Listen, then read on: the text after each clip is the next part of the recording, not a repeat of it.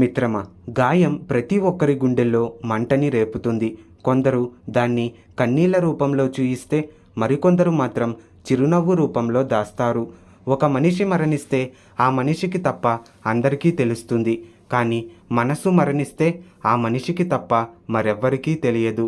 అద్భుతం జరిగేటప్పుడు ఎవరూ గుర్తించలేరు. జరిగిన తరువాత ఎవరూ గుర్తించాల్సిన అవసరం లేదు.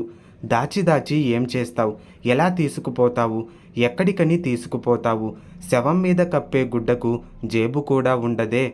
మనిషిలో ఉత్సాహం అనేది పగటి వెలుతురును ప్రసరింపజేస్తుంది. అంతేకాక మనసును నిరంతరం పవిత్రతతో నింపుతుంది. విజయం అనేది ఎప్పుడూ కూడా మనకు ఉత్తమమైన గురువుగా ఉండలేదు.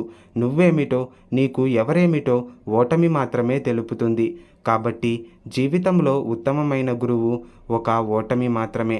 ఈ ప్రపంచంలో ఒక అమ్మాయిని ఏ అబ్బాయి కూడా తన తండ్రి కంటే ఎక్కువగా ప్రేమించలేడు. రెక్కలు వచ్చాక ఎగరడం తప్పు కాదు, కానీ ఆ రెక్కలకు ప్రాణం పోసిన వారిని వదిలేసి ఎగరడం ఖచ్చితంగా తప్పే. విద్య, వివేకం మరియు పరిజ్ఞానం ఇవి బావిలో నీళ్ళ లాంటివి. తరగని నిధులు, వాడుతున్న కొద్దీ ఊరుతూనే ఉంటాయి. చాలామంది జీవితంలో ఓడిపోతున్నారంటే బలం లేక కాదు, అబద్ధం ఆడలేక, అలాగే మోసం చేయలేక కాదంటారా? ధన్యవాదాలు.